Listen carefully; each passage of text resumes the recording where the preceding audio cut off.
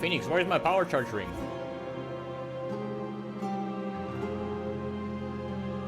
What?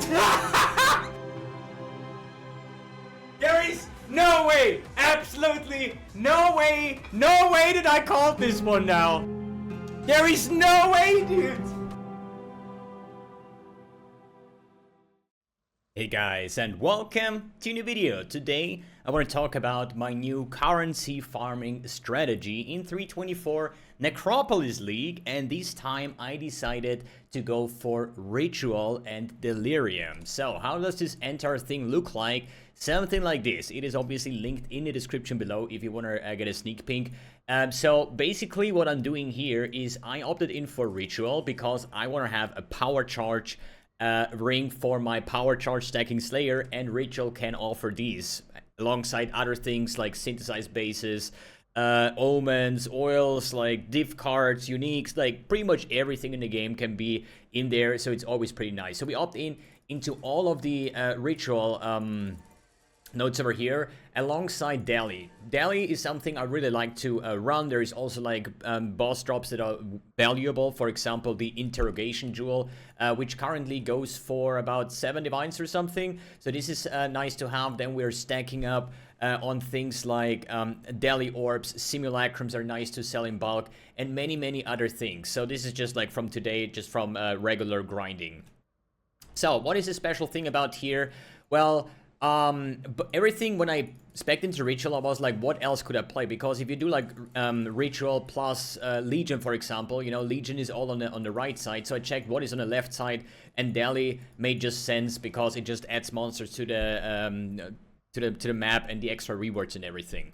Alongside that, I'm running a little bit of Strongbox, as well as both shaping the mountains and shaping the skies, and the Nico nodes. So we have this maximum resistance, movement speed, and damage, as well as all of our Strongboxes are rare and corrupted, and we have a chance of getting equal amount of Azerite, which also helps with gaining some currency, with like spending those Sulfite for resonators and stuff like that. So we currently have 100% chance to spawn a Ritual, and we have 100% chance to get the Mirror of Delirium, towards like a higher chance of cluster jewels and everything that is in there, right? So basically I think we're just gonna run a map and I lead you through the process of what this looks like. There is 2 Scarabs that I'm using. Since I'm a budget gamer, I'm using the cheap 1 Chaos in bulk Scarabs for both the additional rewards as well as re-rolling. Doesn't cost currency the first 2 times or favor, and then we have like other nodes in the tree where basically you have like less cost for deferring items and stuff like that. So I run this on cemetery maps just because it can drop the Brother's Gift card, and I like the layout. It's wide open, and if we flood the map with Dali and Ritual monster, it's always nice to have. So in the start, I was doing like double. For example, this can stack 2 times, this can stack 2 times. There is always an argument to be made to just say like either, like you farm either Dali or either Ritual, right? And this makes totally sense because of the new Scarab. So what if I say Ritual, why do I not place like one of the tributes, because they're limited to 1, then 2 of these ones for the extra rerolls, and then maybe 1 of this one, right? So this would boost my Ritual a lot higher, same as if we would Dali. What do we have here? We have, for example, the 2 additional reward types is stackable 2 times, and then we have this one we don't need. And then, for example, twice the Dali faster, right? This one also goes, I think, for 1 chaos. So if I would purely go for Dali, I think this is what I would run for a budget version, and this is kind of what I would run for Ritual. But at the moment, I just decided to go for both Dali and Ritual to just have like some forms out of both, basically, right? So we're going for the Dali reward faster. No, wait, not faster. The additional reward types. Let's take actually 2 of those, and then we take 1 of the Ritual ones. As I said, like whatever you prefer. Wait, this one, the cheap one. So this is our costing, opportunity cost. I don't have a 5 slot map device just yet, but as you see, 1 Ritual, double Dali is what I'm doing right now. I don't pick anything over here. I could, but you know, I'm a budget person, so why? Good. So whatever you want to do here, play around with the league mechanic, but let's see how this one works. I'm currently playing a charge stacking alley hit wonder, which is a complete prototype build. So If you want to see more about the build, I posted a video yesterday, the proof of concept, how does this build work. But you basically go in, we have like extended Delirium mirrors and stuff like that, so it shouldn't be a big issue clearing the entire map before the Delirium hides. And obviously the ritual mechanic will stop the Deli from disappearing, whatever it's called, you know. And so you have like time for that. You obviously need a build that is capable of doing a Deli, because the further you're away from the mirror, the harder the monsters get, right? And these can get a bit clunky if we talk about the map boss and stuff like that, right?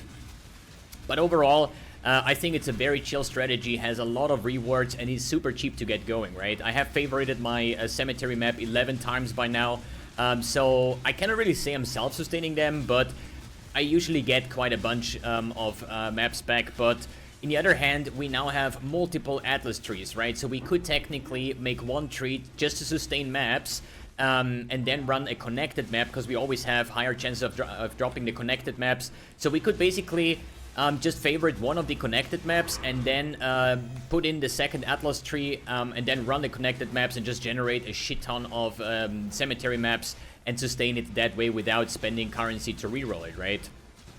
Good. Here in the map boss, it's important to try to kill the map boss within the Deli, within the Deli, because you're gonna see that the rewards are now jumping from 5 to 6. So as soon as you're killing the map boss within the Deli, +1 reward. So you kind of want to like try to rush it. If you're like if you think your build is weak or something, you can always like rush the boss first and then clear the map backwards. But my build is definitely capable of doing in a normal way, and yeah, works out pretty well so far. And honestly, it's a bit weird. I actually got my power charge ring today after the first day of grinding, and yeah, shit was like 70 divines or something. So yeah, pretty lucky on that. So rest of the map, we just run around, just open as many of these like Delirium kind of like piles that spawns monsters, right? Collect all the corpses, put them into coffins, throw them into your dump tap, since we got the patch today. And yeah, this is pretty much what I'm doing right now. It's like a low effort, low budget farming strategy that insanely paid off today. I cannot really tell you how much currency do you make per hour with this kind of strategy, because I personally don't care. I think these maps are fun to run, and that makes it better than any like comparison of, let's say Blight would be better. I CBA Blight, so why should I actually farm it just because it's like 1 div more per hour or not? You know, whatever, who cares? But as you see, we're currently on 2, 4, 6, 8 different Deli rewards on a stage of 6 already. We might get it to a 7th maybe. And as I said, there is the chance here of dropping the Brothers gift card. Haven't seen that one yet. Usually I never see that, maybe like once or twice per league, but I'm not really magic finding or doing anything like that. So, you know, I just like to farm it in an environment. There is, you know, the argument to be made that you maybe do like Legion Dunes, or maybe Legion, like Dunes, for example, what do you say? Ritual Dunes, you know, because it's a wide open layout, it is a very easy boss. But I think Cemetery is pretty much the same, just it gives you Brothers gift card. So maybe, I don't know, I just like this map just a lot more.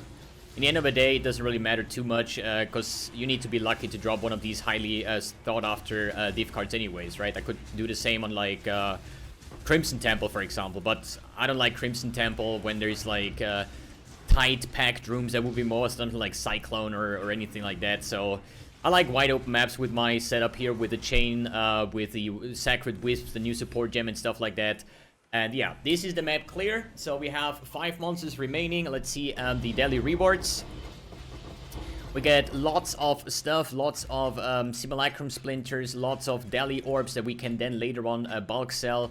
And as I said, it's like super low effort when it comes to that. We had like 1, 2, 3, 4. No, wait, there's 4 over here. Yeah, we had like 4 daily orb drops just from that. And then obviously I want to try to get the ritual going. Here I have a random 6 link. I'm not going to bother with that one so far. But the first 2 rerolls doesn't cost any favor, right? So that's why it's always nice. This belt, for example, 8% intelligence base, life chaos. I don't know if this one actually sells for a lot these days. Probably not. Maybe check item level. 10 chaos. Yeah, I mean, we can buy it. I'm definitely gonna take this one, because we're gonna generate a mage belt in a second. Then we have Omens, Town Portal, nothing too crazy over here. Some Dot Multi-Fracture, tier 3 is too low for me, I guess.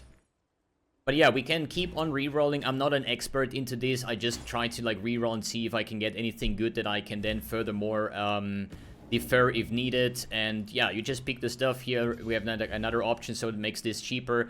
And this is it, and then you go out. And you can basically have like insane amounts of stuff in there. Obviously, it is not like you're gonna run one map, you're gonna expect to have a power charge ring or something like that. It's just consistency, and it's also adding a lot of monsters into the map, and yeah, it's fun to run. So let's see, do we have any belts?